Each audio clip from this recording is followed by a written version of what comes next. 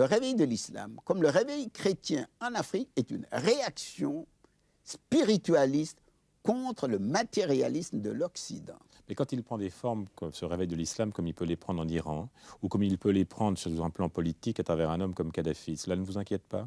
Bon, là, on se sert de l'islam à des buts politiques et nous sommes contre ça. Et c'est la raison pour laquelle, au Sénégal, il n'y a pas de problème religieux ou racial. L'autre mois encore, le président de la Fédération des associations islamiques est venu me dire comment il avait organisé des rencontres régulières entre musulmans et chrétiens. Vous êtes très pratiquant. La foi est une chose très importante dans votre vie quotidienne? La foi est une chose importante dans ma vie quotidienne. Je prie, en latin d'ailleurs, n'est-ce pas, le matin au réveil et le soir avant de me coucher. Vous voyez, par exemple, à la deuxième tentative de coup d'État, le soir, je me suis mis à genoux, j'ai fait ma prière et je me suis reposé en paix. À 5 heures du matin, on a frappé à ma porte, on a dit il y a une délégation de l'armée. Je me suis levé, j'ai mis ma robe de chambre, je suis descendu avec ma constitution et j'ai expliqué pendant une demi-heure à la délégation. Ils ont dit nous avons compris, le problème était réglé. Bien sûr, qui veut la fin veut les moyens.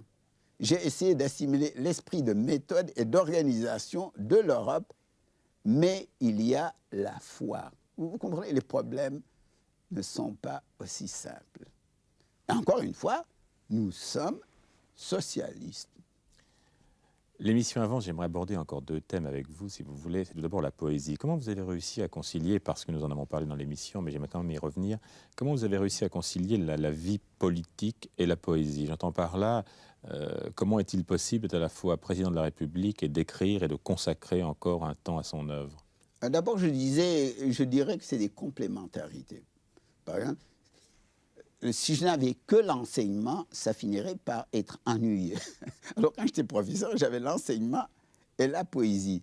Et après, j'ai eu la politique et la poésie. Vous voyez, c'est la diversité. Et je pense que si je n'avais pas été un homme politique, j'aurais probablement écrit plus de poèmes, mais je pense que ma poésie aurait été plus gratuite, n'est-ce pas, moins motivée. Et puis, encore une fois, ce que j'ai appris pendant mes 6 années d'études supérieures à Paris, c'est l'esprit de méthode et d'organisation. J'ai toujours été organisé. Vous voyez, par exemple, quand j'étais chef d'État, je prenais de longues vacances. 2 mois et demi.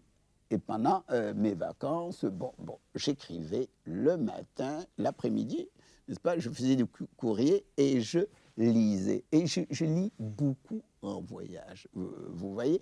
Et actuellement, j'ai la même organisation et je me cultive aussi de mon corps. Par exemple, même quand je suis en voyage, maintenant je fais la grasse